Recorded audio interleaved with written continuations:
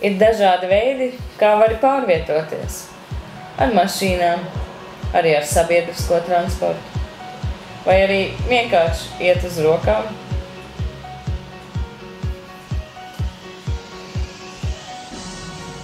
Vari arī lidot kā supermens. Vai iet ar kājām, kopā ar draugiem.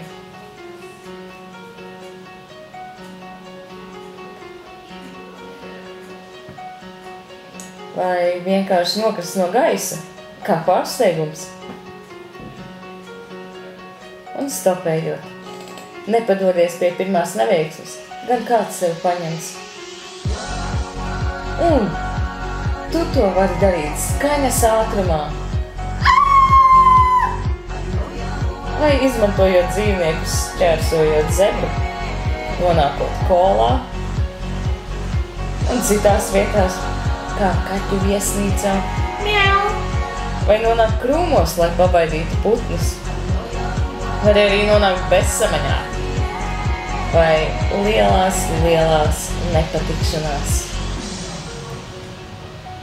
Bet, ja vēlies labi pavadīt laiku, izvēlies savu transporta līdzekli.